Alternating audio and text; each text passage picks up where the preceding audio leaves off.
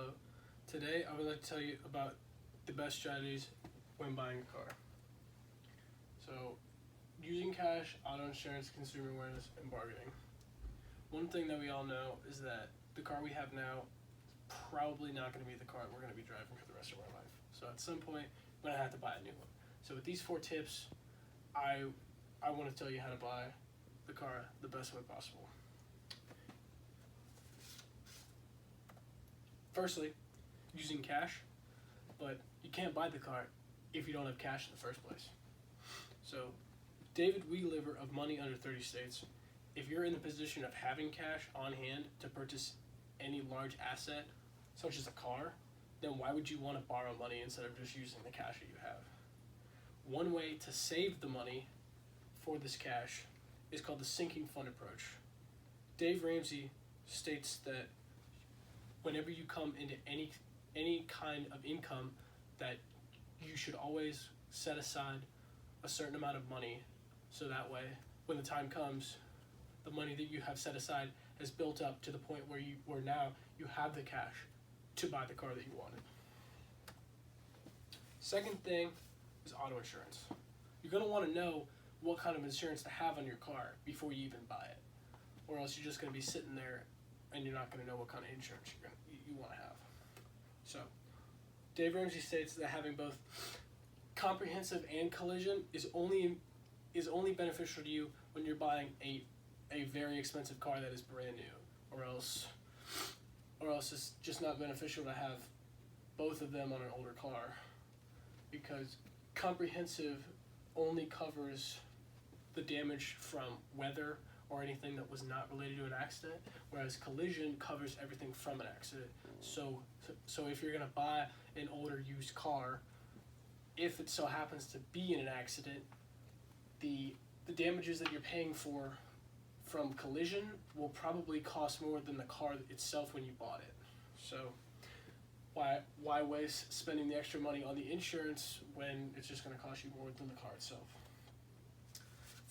Thirdly, you're going to want to be aware of your purchases. So Sean Older of DealWeb talks about the awareness stage of buying a product. He says that in today's age, virtual car buying is way easier than in-person car buying, and that is because of the awareness stage. When you're buying online, you're going to be way more aware of the history of the car, what it has to offer, all the little doodads that comes with it, especially gas mileage, last repair, any type of accidents that it's been in before.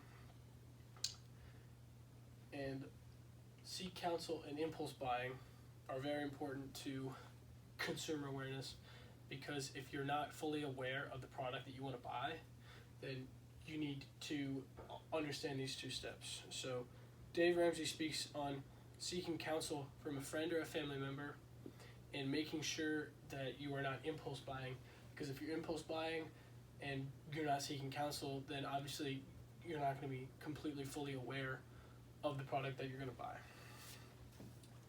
Lastly, let's talk about bargaining.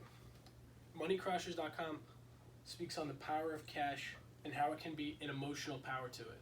When you're walking around trying to buy something and you just have a large sum of money, obviously that is going to be like, oh wow, this person has a lot of money.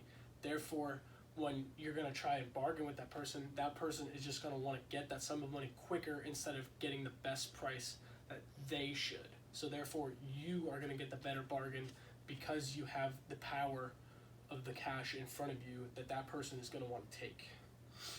And lastly, my survey results talked about the people that witnessed their parents using the power of bargaining when they purchase the cars that they currently have in their life.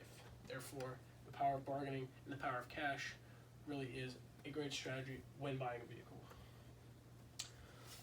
So to conclude, after this speech, I hope that you will use these 4 strategies that I talked about, and that way that you can make use of the importance of awareness, insurance, and bargaining, as those 3 things are going to come up a lot in your life. And a great example of this would be when you are going to buy a house in the future, because those 3 things obviously going to want to know what kind of insurance you're going to get on your house, you're going to be really aware of the house, and then obviously you're going to probably want to have some kind of bargaining implement when buying a house. So I hope that you will take these skills and apply them to when you are going to buy your first car after college.